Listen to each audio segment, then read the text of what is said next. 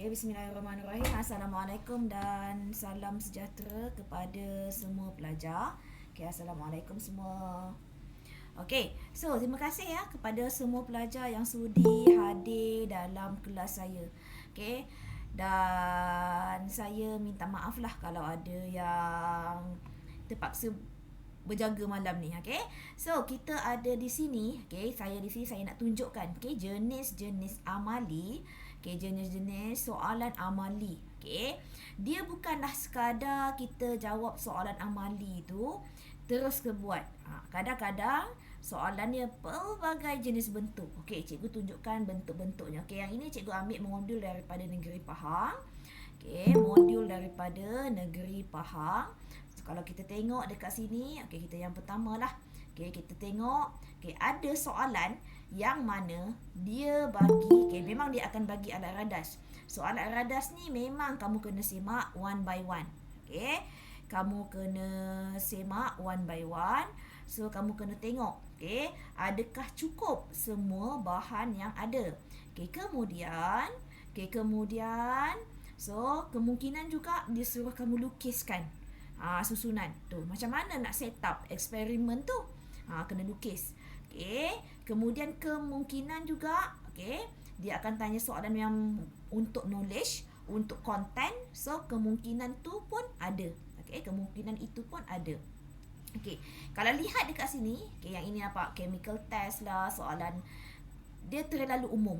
Okay, dan ada juga kalau cikgu nak tunjuk dekat kamu, okay, tunjuk dekat kamu soalan yang bentuk macam ini. Okay, tengok. Soalan ni yang pertamanya, okay, tengok. Dia bagi senarai bahan. Dia bagi soalan ni mengenai semua bahan yang dia ada.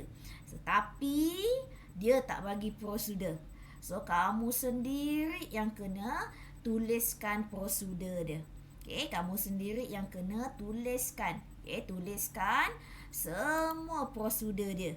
Okay, so kena ingat, kena tahu macam mana, step apa, step 1 apa. Tapi yang penting setiap step tersebut mestilah, okay, berpandukan kepada prosedur yang pernah kita buat amali.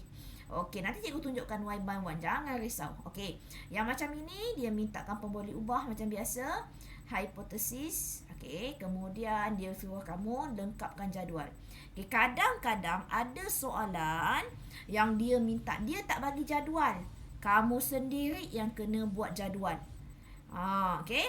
So, contoh kalau macam ini. Okay, contoh macam ni dah bagi jadual. So, tak ada masalah untuk kamu fill out semua tempat kosong ni.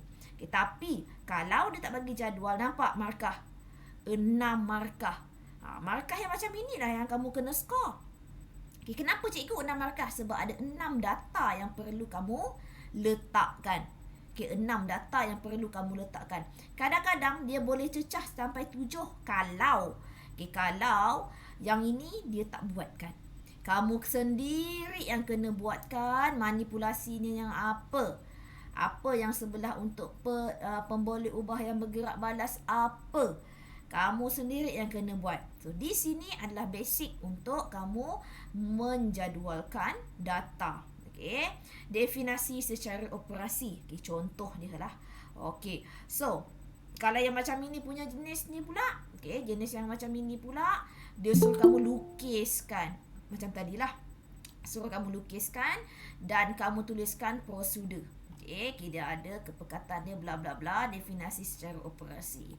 Okay. So, kita cuba. Okay, yang ini. Okay, yang ini pula. Kamu kena fillkan apa observation, apa pemerhatian dan inference dia. Pemboleh ubah, hipotesis. Tahu tak nak buat hipotesis macam mana? Okay, so dekat sini semuanya lah yang kamu belajar. Okay, yang ini pula nampak. Dia bagi prosedur. Okay, dia bagi prosedur, bla bla bla bla. Dia bagi prosedur, kemudian kamu kena sukat. Okay, buatkan. Okay, tuliskan keputusan apa yang kat dalam. Nampak tak? Yang ini pun untuk sukat suhu dah 4 markah. Untuk yang ini tak ada markah. Okay, yang ini tadi yang cikgu nak tunjuk tadi. Ya, ini contoh soalan amali. Okay, ini contoh soalan amali. So, saya nak bagi tahu bahawa soalan amali terdapat pelbagai jenis bentuk. Okay. Yang pertama, dia bagi prosedur. Kamu buatlah. Okay. Dia akan bagi jadual, kamu tulis saja. Apa kamu punya pemerhatian? Apa bacaan? Contoh dia suruh kamu baca bacaan termometer. Tuliskan berapa bacaan. Di sini kemahiran kamu untuk menulis, mengukur, menggunakan nombor. Iaitu contoh, kalau dia bagi biret, berapa titik perpuluhan? Aina, berapa titik perpuluhan kalau biret Aina? Aina ada tak? Berapa titik perpuluhan kalau alat itu adalah nama dia biret? Berapa titik perpuluhan? Ali, berapa titik perpuluhan Ali? Ingat tak? Tak tahu kan? So, cikgu ajar ni. Titik perpuluhan untuk alat. Untuk alat contohnya biret. Sahaja 2 decimal places. 2 decimal places iaitu maksudnya 2 titik perpuluhan. Contoh, kalau bacaannya 20, so 20.00. 30, 30.00. Kalau kosong, 0.00. Biret saja. So, yang lain contoh macam termometer, jam randik, itu semua adalah 1 decimal places. Satu saja. Okay, 1 decimal places. Okay, 1 decimal places. Okay.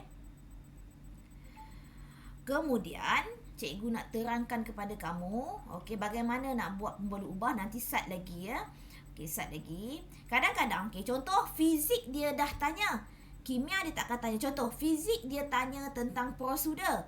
Tapi kalau kimia dia takkan buat soalan yang macam itu. Dia akan bagi prosedur. Dia macam itu. Dia timbal balik. Okay. Dia takkan sama. Okay. Dia tidak akan sama. Okay. Kemudian kita akan belajar nanti sekejap lagi macam mana nak buat observation, inference. Okay. Ini contoh. Ini modul ya. Okay. Ini modul. Okay. So, kita buat satu contoh soalan.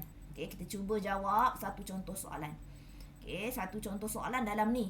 Yang ini. Nanti baru kita masuk yang kita belajar. Okay, saya nak ambil yang acid base. So, yang lain tolong tuliskan dekat dalam buku ya. Satna, yang mana yang suruh kamu buat prosedur? Yang ini tentang oxide. Ini bab apa? Sifat acid oxide. Ini tak berapa best lah. Yang tadilah. Acid base. Okay, boleh lah. Okay, cuba tengok soalan ni. Okay, soalan ni dia bagi test tube. Okay, yang ini mengenai RMT ialah unsur kala 3. Okay, ingat tak kala 3 dia apa? Dalam jadual berkala. Okay, dalam jadual berkala. Sana. Okay. RMT ialah unsur kala 3 dalam jadual berkala. Setiap unsur membentuk oksida logam dengan formula R2O3MO dan TO2. So daripada sini sebenarnya kita dah tahu berapa nombor pengoksida ataupun charge untuk R, M dan T. Semua oksida ini, logam ini merupakan serbuk putih pada suhu bilik. Soalan yang pertama, cadangkan. Dia suruh kamu cadangkan, cadangkan unsur R, M dan T. Cadangkan. So kamu kena berfikir dekat sini. Apa itu R, apa itu M dan apa itu T. So dalam buku kamu tulislah dekat mana-mana tulislah tulis jawapan saja. Soalan nombor 1 A. Tengok ya soalan yang nombor 1 A.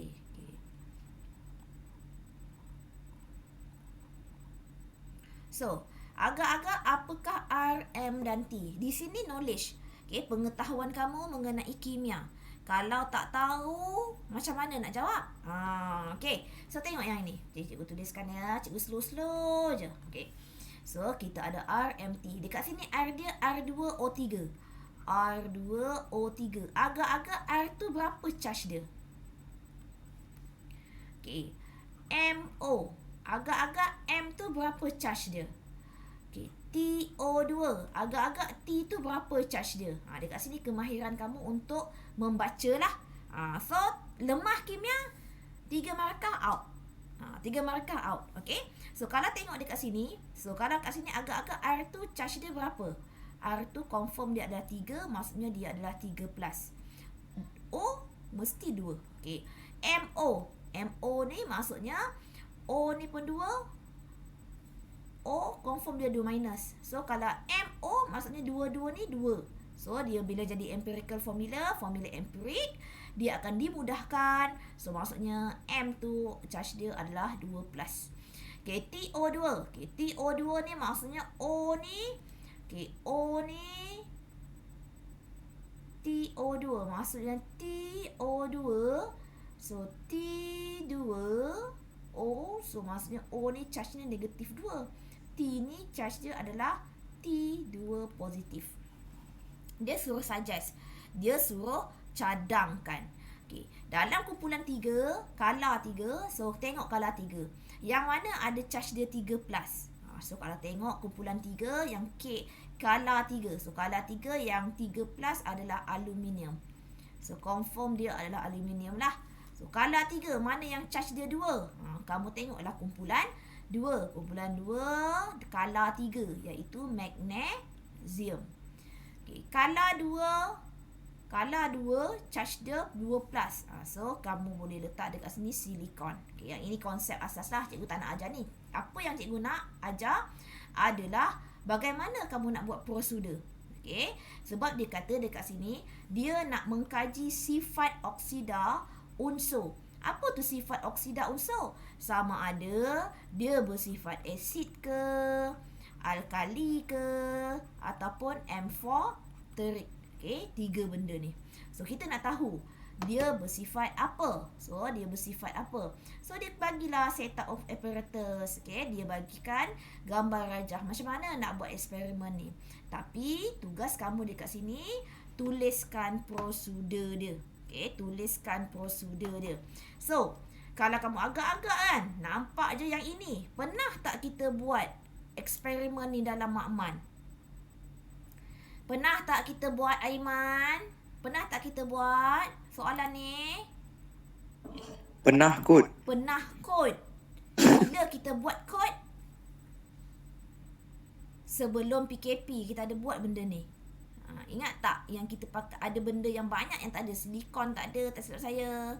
Yang ada, tak silap saya, yang ada aluminium oxide, aluminium oksida ada. Lagi apa? Sesetengah sahaja magnesium klorida ada, tapi setengah lain tu tak ada. Okey? So, berdasarkan gambar rajah, senarai bahan, tuliskan langkah. So, sekarang konsep kamu untuk menuliskan langkah. Okey, kalau yang macam ini agak-agak ingat balik apa yang kamu buat. Oh, dekat sini mula-mula saya sukat dulu 5 dalam 5 cm padu. Okey?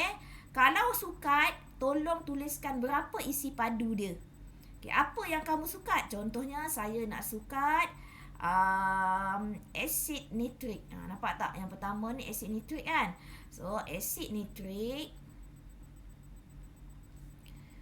dan tuangkan ke dalam tabung uji. Okey, dah siap? Sukat? Dah siap ke? Belum lagi. Okey. Dekat sini je tengok markah dia, Aiman. Berapa markah? 5. Takkan kau nak tinggalkan 5? Cuba buat. Jangan tinggalkan jawab. Okey? Kemudian dah sukat asid nitrik. Okey? Kalau kamu tengok test tip yang seterusnya, dia bagi larutan natrium hidroksida. Nak sukat berapa? Sukatlah benda yang sama. Okey, sama juga isi padu dia. Kamu letaklah 5 cm padu, larutan natrium hidroksida. Okey, salin ya. Dan tuangkan. Nak salin kat mana, cikgu? Salin dalam buku nak. Okey, ke dalam tabung uji yang berlainan. So, sebab kita ada 2 tabung uji. Okey, tapi kan kalau tiba-tiba dia tak bagi gambar, boleh ke kamu lukis? Pandai tak lukis agak-agak? Kalau agak-agak, baca mana keyword untuk kamu buat kalau dia tak bagi gambar? Macam mana? Siapa-siapa nak jawab? Macam mana kalau tak bagi gambar? Macam mana nak buat prosedur? Macam mana? Ada hint tak? Ali? Macam mana Ali? Hana? Macam mana Hana? Kalau dia tak bagi gambar, macam mana kau nak buat prosedur? At least kalau macam ni, oh tahu. Dia bagi test tube. Oh tahu. Dia bagi seperti, oh tahu macam mana nak buat. Tapi kalau dia tak bagi. So, di sinilah. Okey, keupayaan kamu untuk membaca yang pertama. Baca apa yang dia nak. Apa eksperimen yang dia nak buat? Nampak tak? Dia dah bagi tujuan untuk mengkaji sifat oksida logam. So maksudnya confirm lah dia nak uji sifat oksida logam tu antara asid, alkali dan amfoterik. Tengok pula bahan. Apa bahan yang bagi? Oh, setakat test tube. Rak tabung uji. Mesti dia nak larutkan saja unsur kumpulan 3 tu. Okay, dengan alkali satu jenis, satu lagi jenis untuk asid. Sebab dia nak tengok dia sifat apa. Kalau dia boleh bertindak balas dengan asid, maksudnya dia alkali. Kalau dia boleh bertindak balas dengan alkali, maksudnya dia asid. Macam itulah. Kalau kedua-dua dia boleh bertindak balas, maksudnya dia adalah amfoteric. That is acknowledge. Itu adalah content kamu. Content 0, confirm tak dapat jawab. Percaya cakap saya. Okay. Kemudian, okay, lagi-lagi pelajar yang dah lama sangat tak datang sekolah. Okay, yang masa PDPR dia ponteng. So saya tak tahulah nak buat apa. Cikgu buat Google Meet pun ponteng. Itu cikgu tak boleh nak tahu, tak bantulah. Okay, soalan nombor prosedur nombor 3. Okay, dah dua-dua masukkan. Kamu buatlah. Tambahkan. Okay, tambahkan 1 spatula oksida, apa yang dimasukkan tadi? R2O3 ke dalam dua tabung uji. Okey, dan dah siap. Okey, lepas tu bab nombor 4. Okey, dah nombor 4. Okey, dah siap kamu masukkan. Kamu nak buat apa? Kamu perhatikanlah. Perhatikan dan catatkan. Okey, perhatikan dan catatkan pemerhatian. Okey, pemerhatian macam mana kamu nak tengok?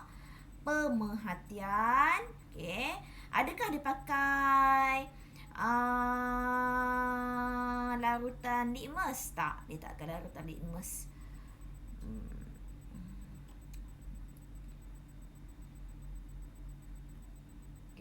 Perhatikan dan catatkan pemerhatian tindak balas. Tindak balas antara unsur kumpulan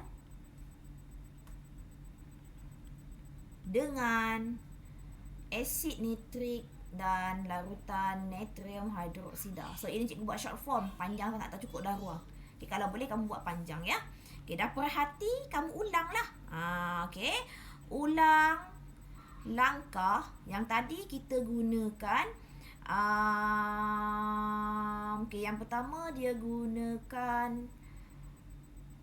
catatkan pemerhatian tindak balas antara unsur. Okay, ulang langkah 1 hingga 4 dengan menggantikan. Kamu nak gantikan apa? Menggantikan R2O3 dengan MO dan TO2. Okey, TO2. Okey, dengan oksida MO dan TO2. Dah siap. Okey, perhatikan dan catat. Yang penting dekat sini, ingat cikgu cakap, catat, perhati, ulang kalau ada. Okey, itu yang kena ada, sentiasa ada. Yang atas ni semua berbeza-beza. Okey, sukat berapa. Okey, kalau ingat ni, kalau dia bagi dalam bentuk molariti kat sini. Okey, bentuk molariti, contohnya asid nitrik dia bagi 2 molar. Sepatutnya dia kena tulis kat sini, sukat asid nitrik 5 cm padu 2 mol DM-3. Yang ini pun tadi ikut kepada yang atas, dia pakai 2 mol. 2 mol tinggi juga ni. 2 mol DM-3. Okey, kalau dekat prosedur, tolong tuliskan dia punya kepekatan dan isi padu. Kepekatan dan isi padu. Okey, kepekatan dan isi padu. Okey, dah siap. Okey, sekarang cikgu nak ajar kamu macam mana nak buat pemboleh ubah. Okey, so nyatakan pemboleh ubah dalam eksperimen ini. So apa yang kamu ubah-ubah? Apa maksud pemboleh ubah dimanipulasi? Apa yang kamu ubah-ubah? Okay, yang kamu ubah-ubah, okay, kalau tengok langkah dekat sini, yang kamu ubah-ubah, kamu menggunakan unsur kumpulan 3 yang tak sama. Betul tak? Susah-susah tak tahu nak tuliskan ke. Contohnya, kamu tak reti nak buat oksida unsur dalam color 3. Susah sangat nak fikir ayat yang ini. Kamu salin je apa bahan yang dia bagi. Dia bahan apa yang dia bagi? Dia bagi yang ini. Salinlah R2O3, MO dan TO2. Tapi jangan lupa lah tulis perkataan oksida kat depan dia. Buat macam ni. Oksida R2O3, MO dan TO2. Okay, dah siap. Okay, kemudian kita nak tengok apa maksud bergerak balas. Okay, dimanipulasikan ni faktor ya. Okay, faktor ya yang kamu ubah. Okay, apa faktor yang kamu ubah? Okay, yang bergerak balas ni hasil kamu. Kamu nak lihat apa? Okay, kamu nak lihat keterlarutan dalam asid dan alkali. Okey. So, saya nak ubah sikit dalam prosedur saya ni. Okey, saya nak ubah sikit yang ini ya. Okey, selalunya, sepatutnya, okey, kamu tak boleh buat yang ini. Dah betul tak tadi? Tapi dia tak berapa lengkap. Kenapa? Sebab kamu kena buat macam ni. Perhatikan dan rekodkan. Okey. Apa yang kamu rekodkan? Kamu rekodkan pemerhatian. Pemerhatian terlalu general. Terlalu asas. Okey, kamu kena buat perhatikan dan rekodkan keterlarutan. Kamu nak lihat apa? Saya nak lihat keterlarutan dalam asid nitrik dan larutan natrium hidroksida. Okey, so kamu yang ini kamu tulis panjang lah ya. Dia tulis panjang macam ni tadi. Okey, dalam larutan asid nitrik dan natrium hidroksida. Okey, kemudian pembuluh ubah constant. Constant tu maksudnya mala. Mala, apa yang kamu tetapkan dalam eksperimen ni? Apa yang kamu tetapkan? Kamu tetapkan, nampak gayanya kedua-dua tu kamu menggunakan asid yang sama, iaitu asid nitrik dan larutan natrium hidroksida. Okey. Asid nitrik dan larutan natrium hidroksida. Okey, faham ya? Nak buat hipotesis ya? Macam itulah nak buat hipotesis. Okey, kemudian nak buatkan nak buat hipotesis pembuluh ubah. Okey.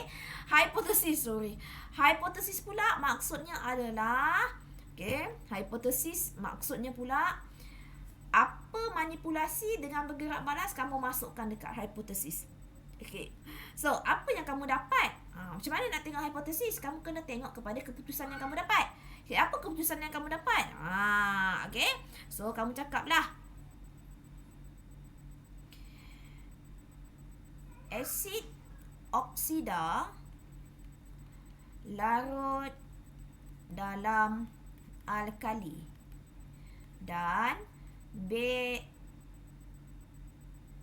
saya macam terbalik bila dia terjemah dia terbalik. Oksida asid. Oksida asid larut dalam alkali, manakala oksida base larut dalam asid. Dah. Okey, larut dalam asid. So, itu adalah kamu punya hipotesis. Okey, larut dalam alkali. Okey, contoh, cikgu, saya tak nak buat macam ini, cikgu. Saya nak buat oksida asid larut dalam larutan natrium hidroksida, manakala ke dan pun boleh. Oksida base larut dalam asid nitrik. Boleh? Tak ada masalah. Okey, sebab ke atas ni kamu dah cakap. Okey, yang ini kamu dah cakap. Okey. Okey. So, kemudian classify, iaitu kelaskan. So, kena kelaskanlah. Mana satu yang larut dalam asid. Okey, mana satu yang larut dalam Alkali.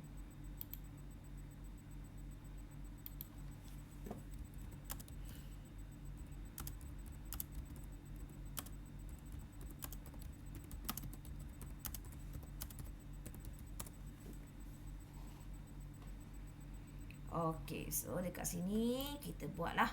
Okey, so kita tahu bahawa CMO R2O3 ni tadi apa? Aluminium. TO2 ni adalah asid. So ini bab 4. Okey, yang ini. Okey, sini cikgu nak cakap. Okey, dekat sini. Observation untuk pemerhatian ini, okey, contoh yang macam cikgu cakap tadi, kalau dia tak bagi jadual, tolong buat jadual. Okey, contohlah konon-konon lah dia tak bagi jadual. Macam mana kamu nak buat? So, konon-konon dah ya, konon. Ini konon. Okay, kalau dia tak bagi jadual, macam mana kamu nak buat? Okey, cikgu nak kamu buat macam ini. Ambil baris, bahagikan 2 jadual. Okey, 2. Allah Ziana, cikgu Ziana kau ni dah kenapa sengit banget? Okey, so cikgu. Okey, ya nak tanya soalan ke?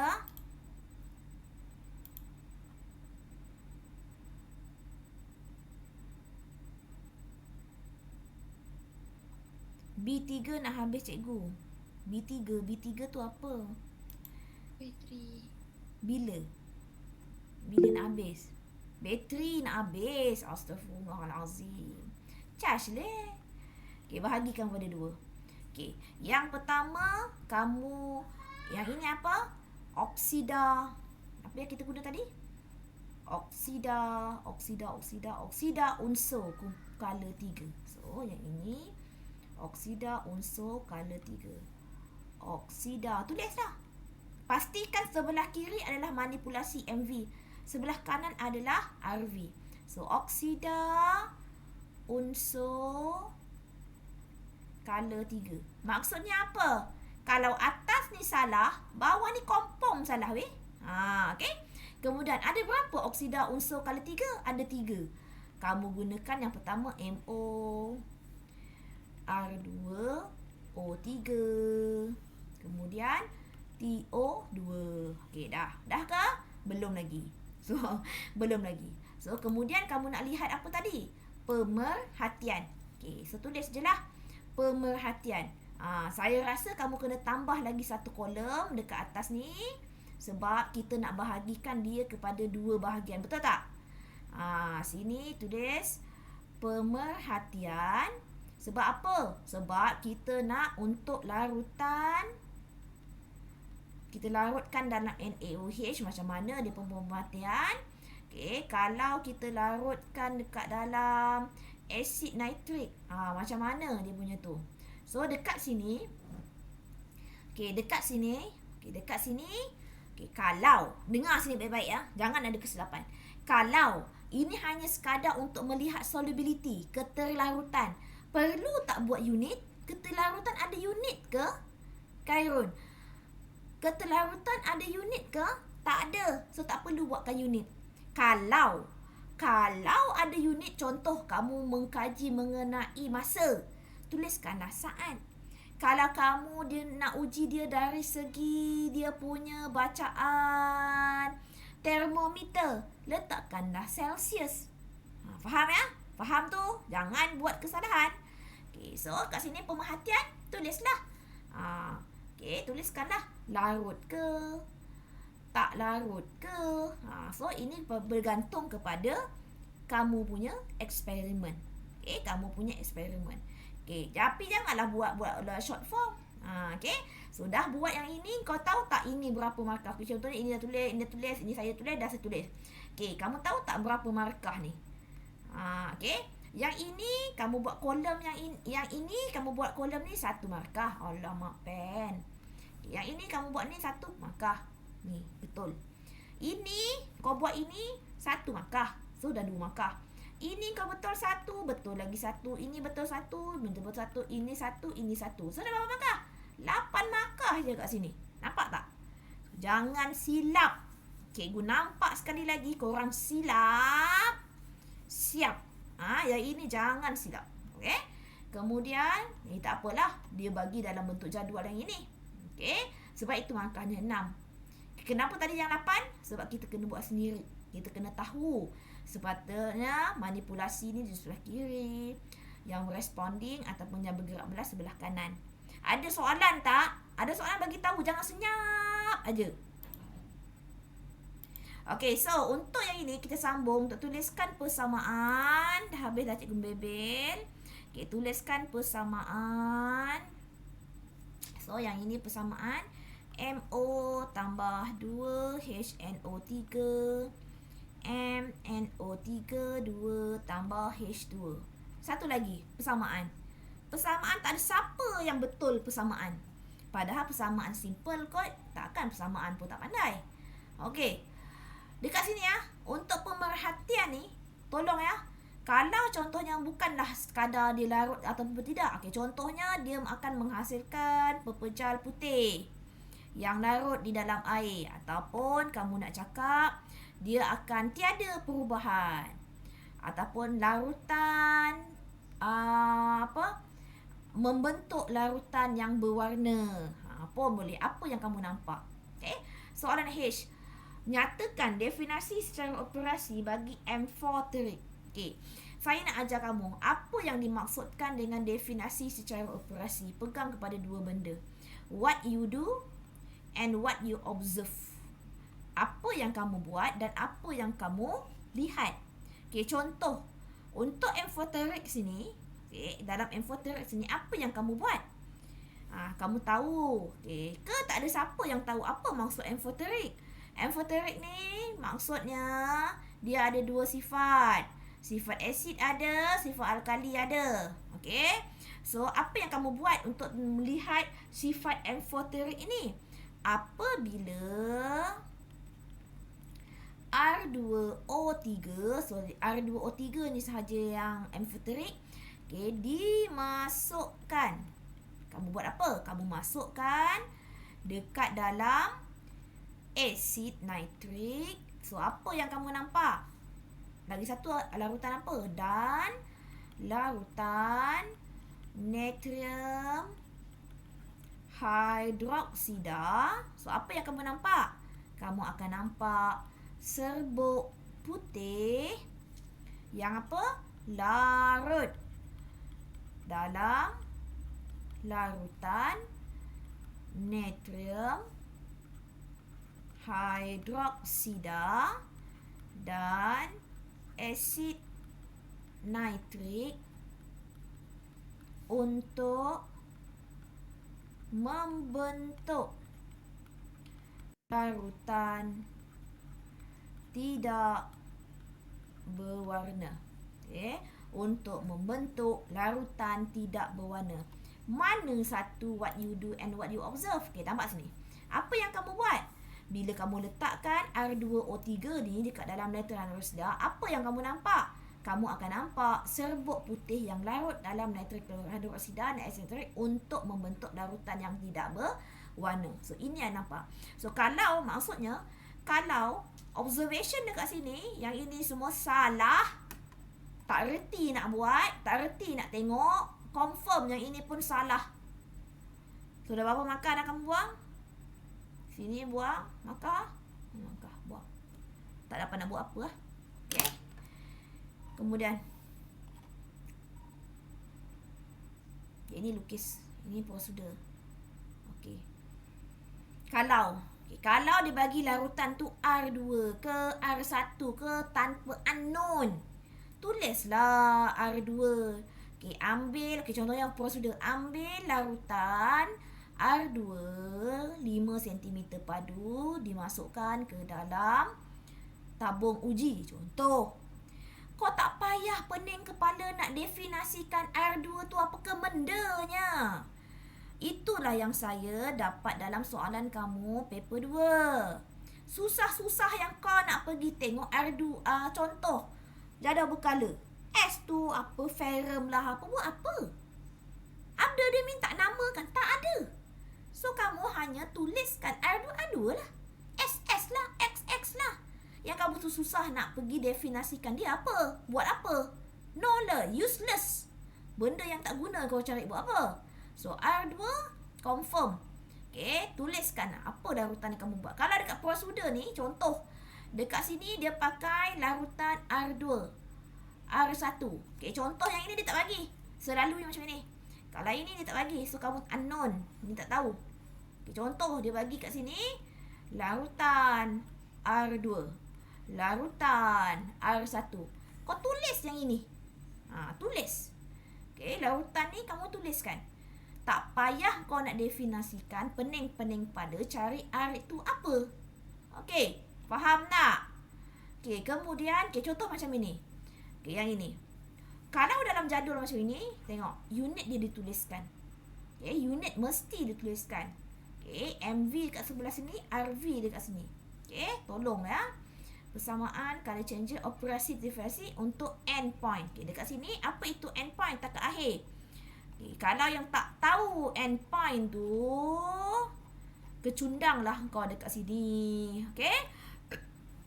So, dekat sini what you do and what you observe. Takat akhir ya. Okay, what you do. Okay, apa yang kamu buat. Okay. Okay. Apa yang kamu cikgu nak buat tu, nak mula kepada do ke observe? Mana-mana yang kau rasa sesuai. Mana-mana yang kamu rasa sesuai. Okay, kalau yang ini cikgu nak cakap lah. Takat akhir endpoint ialah keadaan di mana, okay, apa yang kamu nampak. Saya nak mula kepada apa yang kamu nampak.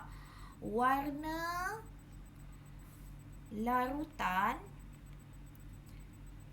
merah jambu berubah kepada tanpa warna apabila semua ion hidrogen dalam asid. Okey, ini yang kamu nampak. Yang ini kamu what you observe.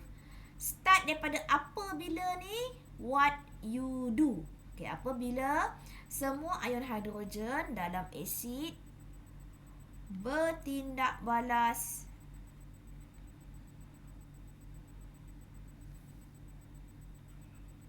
keseluruhan dengan ion hidroksida dalam larutan NaOH. Okay, maksudnya ataupun kamu nak buat macam ni. Apabila asid, okay, apa asid kamu gunakan tadi? Okay, asid, contohnya asid yang kamu gunakan dekat sini asid R1. Okay, R1. Apabila asid bertindak balas dengan alkali. Apabila asid bertindak balas dengan alkali. Okay, just that. Okay, so sebatan karbon ni cikgu tak nak tengok. So, kerja kamu malam ni, tengok ini. Which one? Kertas yang cikgu bagi. Okay, semua orang tengok kertas yang cikgu bagi. So, ini adalah soalan yang cikgu bagikan kamu ya. Okay, yang ini soalan pertengahan tahun. Okay, cuba tengok. Okay, soalan ini dia bagi test tube, dia bagi stopper, test tube. So, nampak je soalan macam ni. Okay, semak dulu. Ada ke tidak? Okay, so nampak dia ada penunjuk universal, dia bagi magnesium oksida, dia bagi silikon. Okay, kalau macam ini, soalan macam tadi lah. Okay, contoh bagi macam ni lah. So, soalan kedua. So, maksudnya dalam ini, bentuk yang ini, dia ada dua jenis soalan. Okay, dua soalan, dua tajuk. Tajuk yang pertama, eksperimen lain. Tajuk kedua, eksperimen lain. Okay, yang ini. Anda dibekalkan dengan isolin, magnesium oksida dan silikon 5 oksida. Okay, masukkan isolin. So, ikutlah apa prosedur dia. Okay, kemudian tuliskan pemerhatian. So, tengoklah. Okay, kalau dengan air, magnesium oksida, dia larut ke tidak? Warna apa dia terbentuk? Okay, kemudian kamu ikut kepada pakai pH value, ukur berapa nilai pH dia. Okay, kemudian soalan yang seterusnya. Okay, nombor 2. Okay, yang ini tentang kamu buat yang ini je. 4 markah. 1, 2, 3, 4. Okay, kamu senaraikan ini, dapatlah 4 markah. Okay, kemudian. Okay, yang ini pula untuk kadar tindak balas. Okay, dia bagi bla bla bla bla. So macam ni kan, contoh kan, rekodkan. Kamu nak rekod apa? Kamu tak boleh lah tulis rekodkan pemerhatian, tak boleh. Rekodkan masa yang diambil. Macam itu. Okay. Selalunya rekodkan ni kamu kena lepas perkataan rekod mesti adalah pemboleh ubah yang bergerak balas. Okay, so yang ini masa. So kamu kena rekod lah masa. Okay, berdasarkan eksperimen set 1, nyatakan satu pemerhatian. Okay, contoh set 1 ni berapa? Okay, kamu tengok dia punya kadar tindak balas lagi cepat. So kamu cakap lah, kadar tindak balas set 1 lebih cepat berbanding kadar tindak balas set 2. Dah lah. Okay, kemudian inference. Kenapa kadar tindak balas tadi? Inference ni adalah sebab kepada pemerhatian. Ingat, cikgu tak sentuh ya. Apa beza inference dan pemerhatian? Pemerhatian what you observe. Apa yang kamu lihat ikut mata. Kamu nampak di laut, kamu nampak di pepejal putih, kamu nampak tu semua? Nampak. Kalau nampak, so tuliskan apa yang kamu nampak. Inference ni adalah sebab kepada pemerhatian. Kenapa kadar tindak balas nombor 1 lebih tinggi daripada kadar tindak balas 2? Contoh, kamu cakaplah kadar tindak balas 1 lebih tinggi kerana saiz ataupun luas permukaan garam halus lebih besar. Macam itulah contoh. Contohlah. Okey. Pemboleh ubah. So carilah apa pemboleh ubah kamu.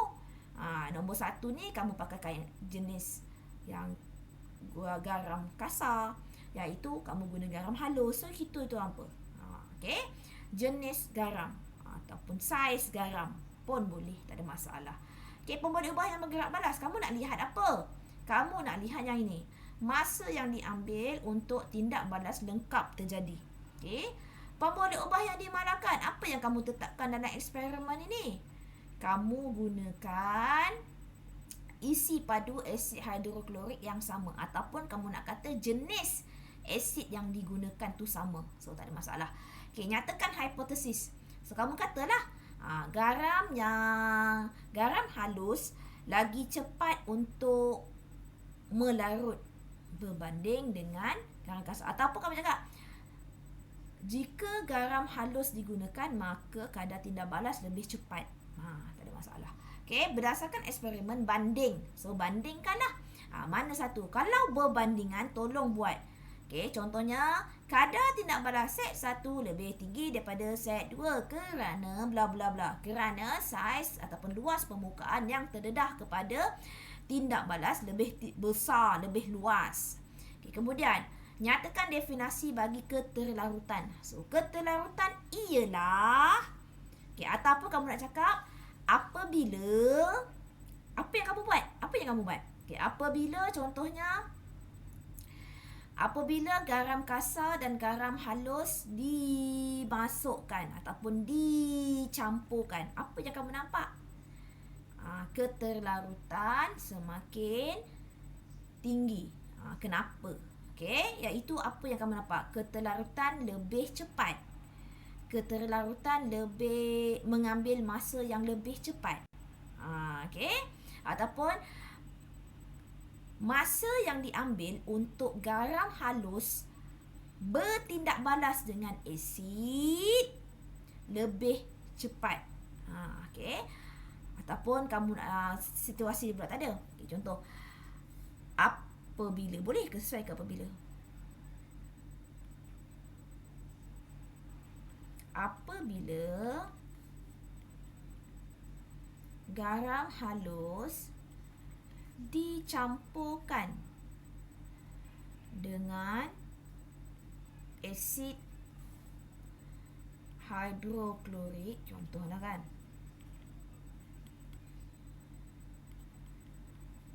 masa yang diambil untuk garam melarut lebih cepat. So, itu yang kamu cakap tentang keterlarutan. Kelas kita hari ni. So, minta maaf apa-apa yang saya cakap terlebih kata apa-apa. Okay, so good luck for you all. Okay, esok jumpa 7.30 dekat Mama Komputer. Okay, bye-bye. Assalamualaikum.